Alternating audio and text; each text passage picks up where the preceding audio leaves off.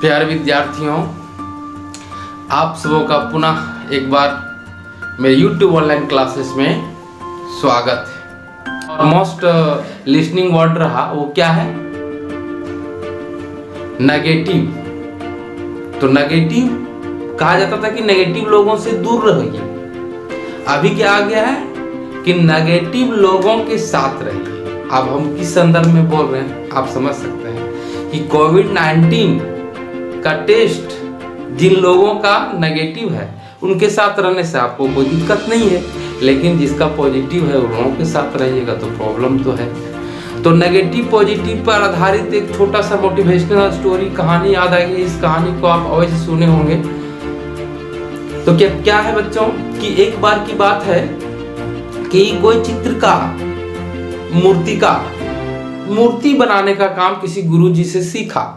गुरुजी से सीखने के बाद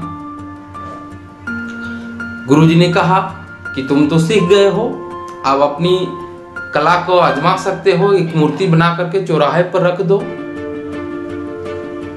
और देखो लोग कितने पसंद करते हैं। उसमें लिख दो, बगल में बोर्ड बना दो कि जहाँ मूर्ति में कोई भी चीज गलत बन गया हो, खराब बन गया हो, जो आपको अच्छा नहीं लगे, कृपया उस पर टिक लगा दें। उसका शिष्य गुरु ने वैसा ही किया, मूर्ति को बनाया, चौराहे पर रख दिया। चौराहे पर रखने के बाद एक सप्ताह के बाद आया तो उन्होंने क्या देखा?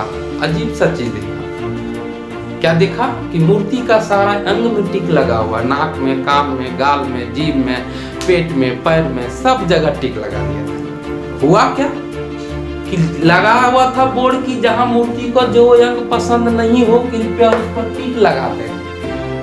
तो लोग पैदल जो जा रहे थे वो तो 4-5 जगह टिक लगा ही दे रहे थे, और जो स्कॉर्पियो और BMW और महंगी कार से जा रहे थे वो लोग भी बेचारे उतरते थे कार से और चौक लेते थे, वैसे मूर्ति के नाक में और कान में और गाल में टिक लगा के चल देते थे। टिक लगाने के पहले उन्होंने जरा सा भी नहीं सोचा कि आखिर इस मूर्तिकार ने ऐसा क्यों किया।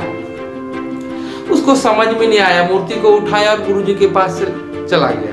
बोला, गुरुजी देखिए, आपने कहा था कि हम बहुत तरह से अपनी कला को में प्रवीण हो गए हैं, सीख गए हैं, और देखिए आज मेरा क्या हालत है। सभी लोगों ने टिक लगा दिया, कोई पसंद नहीं कर रहा है मेरा मूर्ति को। गुरुजी ने दूसरा उपाय बताया कि बताओ इस मूर्ति को फिर से एक बार पेंट कर दो बाबू, और पेंट करने के बाद क्या करो कि जिस जगह पर रखा था वहीं पर रख दो, और बोर्ड में जो लिखा था कि जो चीज आपको पसंद नहीं आ रहा है, जिस अंग में आपको त्रुटि आ रही है, उस त्रुटि पर टिक लगा दें।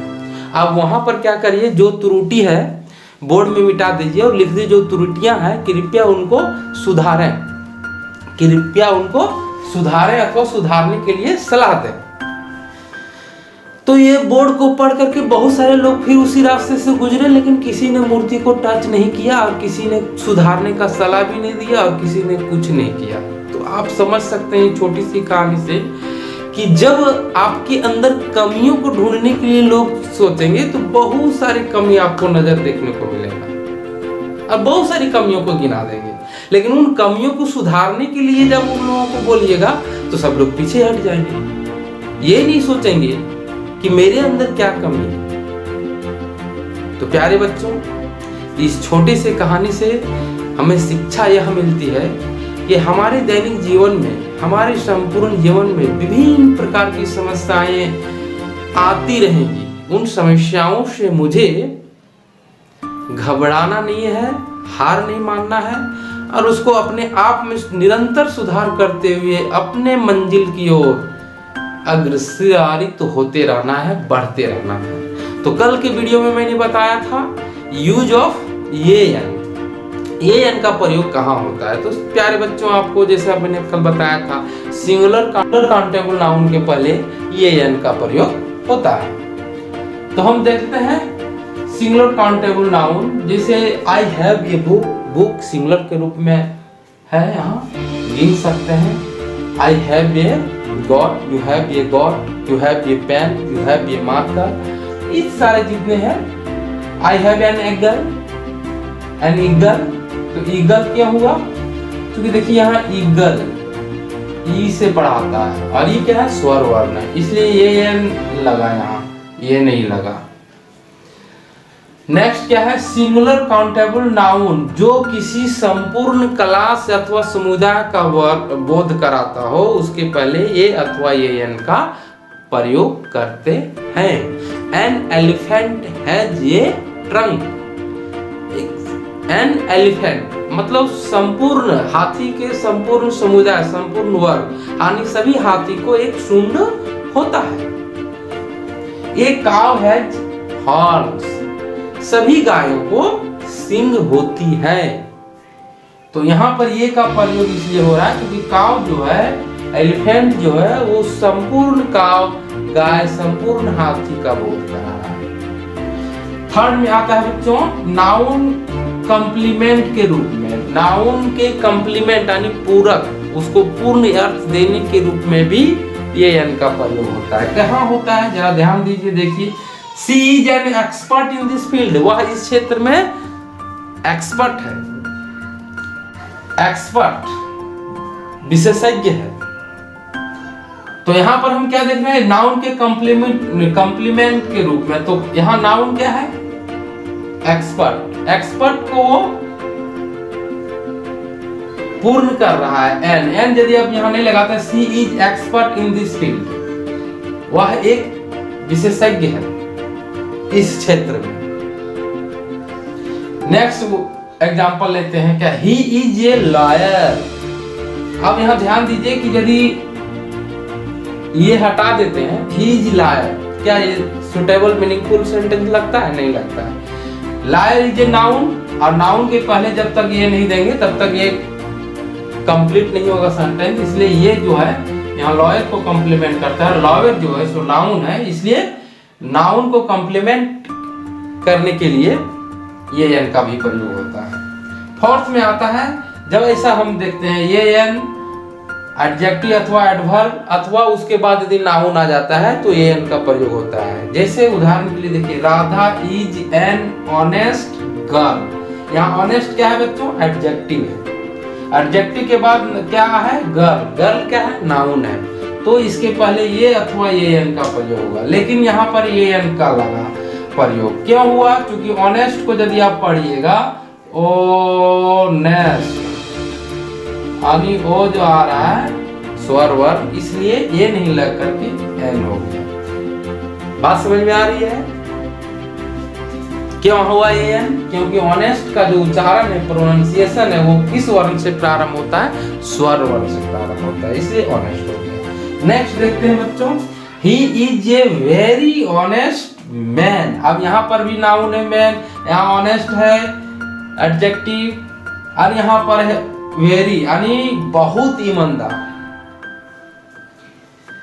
यहाँ ये लग गया क्योंकि वेरी जो होता है वह से उच्चारण हो रहा है वेरी, इसलिए ये लग गया। हम समझते हैं कि आप समझ गए होंगे। चलते हैं नेक्स्ट। 5th नंबर है क्या है कि ये N more than one noun यदि हो तो भी ये अथवा ये एन का प्रयोग होता है। कैसे होता है चलिए देखते हैं। She gave me a red and blue pencil.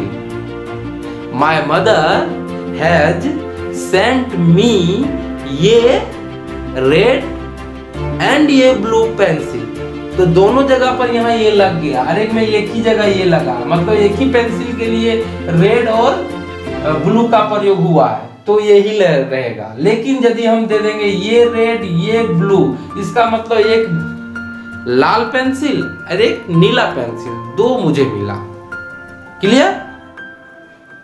Next example, here is an अगली एंड फूलिश मैन। अब यहां ध्यान दीजिए, दो एडजेक्टिव का प्रयोग हुआ है, बदसूरत भक्त और फुलिश मूर्ख, एक ही व्यक्ति के लिए। इसलिए जो पहले वाला एडजेक्टिव है उसके हिसाब से हम ये अथवा ये एन का प्रयोग करेंगे। बात समझ में आया? अगली या से उच्चारण है, इसलिए या स्वर वर्ण है, इसलिए एन हो गया। नेक्स्ट में देखिए, ध्यान दीजिए, ही इज एन अगली एंड ये फुलिश मैन। अब यहाँ ध्यान दीजिए, दो व्यक्तियों के लिए प्रयोग किया जा रहा है, एन अगली, अगली और फुलिश, दो अलग अलग व्यक्ति हैं, इसलिए यहाँ ए एन हुआ और यहाँ भी ये हुआ।